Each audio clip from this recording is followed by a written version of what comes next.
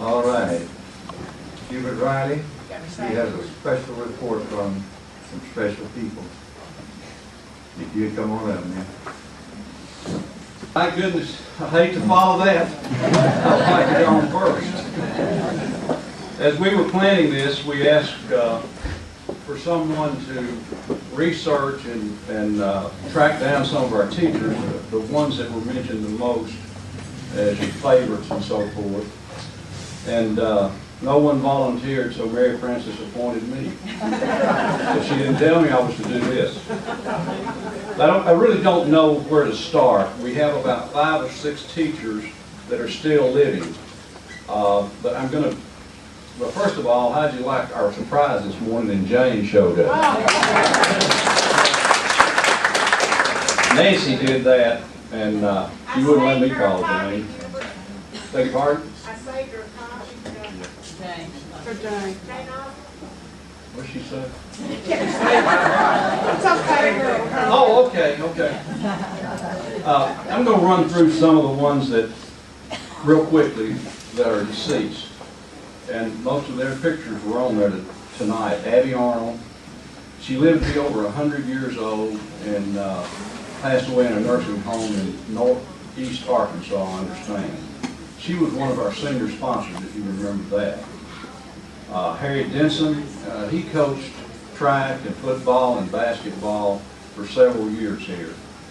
He went on and became the track coach at University of Arkansas at Monticello. And that's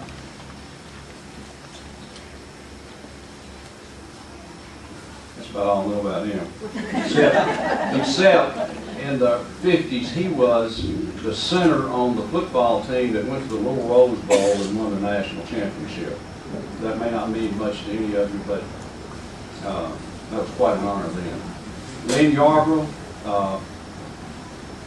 he was quite a character, to say the least. If you did something wrong, he always caught you. You know, no matter. And it became Sister Riley or Sister Rise or Sister Willis, Sister Wilkerson, you know. I remember he'd send us out to run around the track, and so William Willis and I decided one day that we would run the other way. We wouldn't go with everyone else. He didn't say a word. The next day, he said, "All right, boys, go out, run around the track. Sister Riley and Sister Willis, you run the same way they do." But he came, I have that written down. He came here in 1945, and from 1945 through 1949, he was a head basketball coach, football coach, track coach, and athletic director. And I think when we were there, he was the athletic director.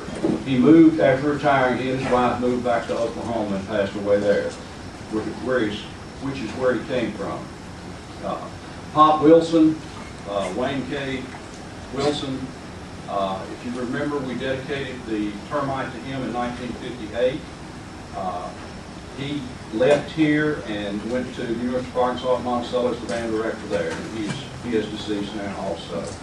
Hugh Willis, I always thought he was a great guy. He became the superintendent of schools here in Crossett after M.H. Russell, and he is dead now also. Silas D. Snow was the superintendent, the first superintendent I think that we knew here when we were attending school. He went on to the University of Arkansas in Conway. I understand also that he started in the old Crossett camp as a superintendent and principal. I didn't know that. But from 1944 through 1953, and then he came to Crossett as a superintendent. M.H. Russell followed Dr. Silas Snow.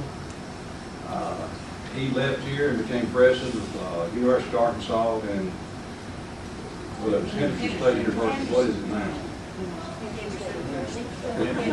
I guess University of Arkansas and Arkadelphia or something of that nature.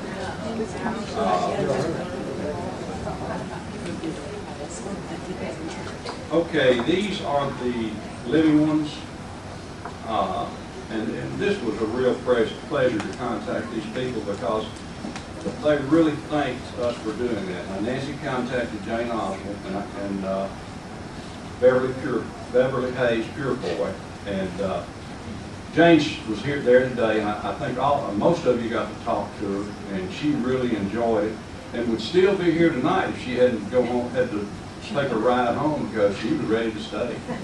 She called last night and told Nancy she wished she were there with us last night. After she left here, you know, she started the Eaglettes, which I think in 1956, and she left here after 3 years or 4 years, I forget, and went to New York as an airline stewardess. And she said that she went to New York because she wanted to take the Eaglettes to New York, and she wanted to make some contacts. And she said she made the right contacts, but by the time she could arrange that, she was an airline stewardess and flying from east to west coast, and she didn't know where they were good enough without her popping the whip on them. And she said she was tough on you ladies. She said that to us today. But she really had a good time today, and wish she could have been here longer. Beverly Hayes Purefoy, I think her husband died on the tennis court, Wynn Purefoy, and I think it was this tennis court here in Crossett. And after that, she married Nancy, help me, what was his last name? Anyway, Speck, I'm sorry, Speck, and lives in Frenchman's Bend, Arkansas, which is in eastern Arkansas. She has 3 children, and they were she and Winston's.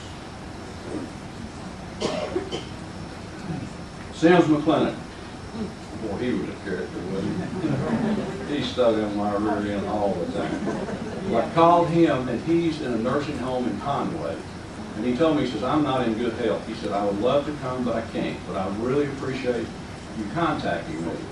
And he asked that we send him, if we were having a misery book, and he said, if you do, would you send me one? So Charles Gates is going to take that to him in Conway. He taught at University of Arkansas, UCA, University of Central Arkansas, for 30 years after he left here. He was always picking on me, so I thought I'd take my shot at him. He was, the termite in 1957 was dedicated to him, and I told him, I said, you know, Mr. McClintock, I believe they touched up your picture quite a bit in that annual. He died laughing. He thought that was funny. He's in the St. Agnes Nursing Home in Conway. St. Andrews. St. Andrews. Beg your pardon? St. Andrews. St. Andrews, okay. He was very weak that day, and I don't hear well anything. But Surprise, surprise. he said, that's really, I'm trying to talk real loud to wake some of you up. He said, thank you very much for contacting and to give everyone his regards. He was most appreciative of being contacted. I contacted Cliff Horton, who was here in our 9th, 10th, and 11th grade. He was a junior high football coach and the senior and junior high basketball coach while he was here. He went on to be the head basketball coach in Pine Bluff for 1 year, and then went to the University of Central Arkansas in Conway as the head coach, and retired from there.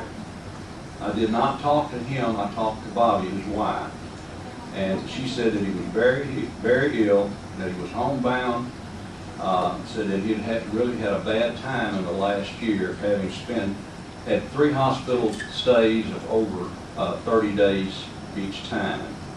They had 2 daughters, 4 grandchildren, and the week that I called him, they were going to celebrate their 60th wedding anniversary. And I meant to send him a card, and I forgot. But if you remember his wife, Bobby, she was an elementary school principal, and she has been an escort for Miss Arkansas, the person that is selected for Miss Arkansas for many years, and she told me that she was involved this last year also.